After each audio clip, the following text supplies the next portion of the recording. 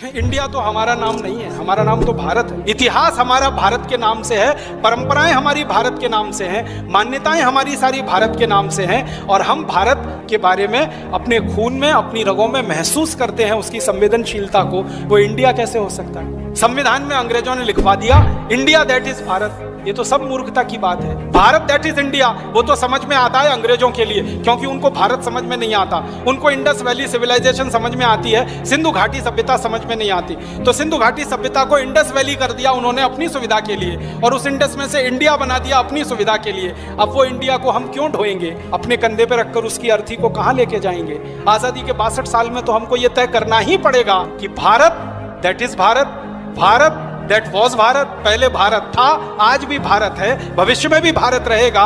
ये तो गलती से थोड़े दिनों के लिए इंडिया हो गया। किसी भी राष्ट्र का नाम उस देश की अस्मिता और इतिहास को अप्रत्यक्ष रूप से संजोकर रखता है और वहां के नागरिकों को उसके इतिहास, संस्कृति, सभ्यता के प्रति गौरव की याद दिलाता है। इसी तरह प्राचीन काल से ही भारत भूमि के अलग अलग नाम रहे हैं, जैसे जम्बूद्वीप, आर्यावर्त, हिमवर्ष, अजनाभवर्ष, भारतखंड, हिंद, हिंदुस्तान, इंडिया। लेकिन इनमें सबसे प्रचलित भारत नाम ही रहा है, जो कि शकुंतला व दुष्यंत पुत्र भरत के नाम से पड़ा। इसका उल्लेख वेदों के ऐतरेय ब्राह्मण व पुराणों में भी मिलता है। वैसे तो इसकी प्राचीनता विष्णु पुराण, स्कंद पुराण, मत्स्य पुराण आदि ग्रंथों में मिल जाती है। भारत का अर्थ है ज्ञान से युक्त। भारत ने कई कालखंड देखे हैं जिनमें उसके नाम से भी परिवर्तन हुए हैं, जैसे मुगलों द्वारा हिंदुस्तान और अंग्रेजों द्वारा इंडिया।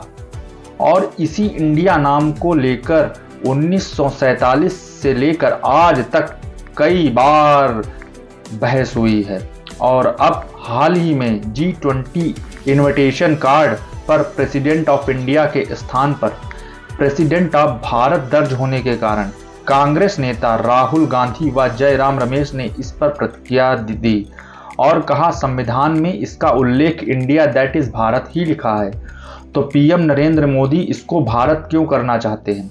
अब ये एक ऐसा मुद्दा है जो अनेक भारतीय चाहते हैं और वर्षों से मांग भी कर रहे हैं। यहाँ तक कि सुप्रीम कोर्ट में कई बार याचिका भी लगाई गई है। लेकिन समझने वाली बात यह है कि विदेशी लोग इंडिया नाम से ही भारत को जानते हैं और भारत को समझने में उन्हें समय लगेगा। मेरे हिसाब से अभी के परिप्रेक्ष्य में दोनों नाम ठीक हैं, परंतु भारत नाम और भारतीयता का प्रमोशन होना चाहिए।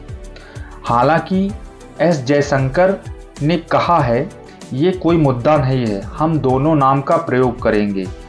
अब देखते हैं कि आने वाले संसद के सत्र में इस पर कुछ चर्चा होती है या नहीं।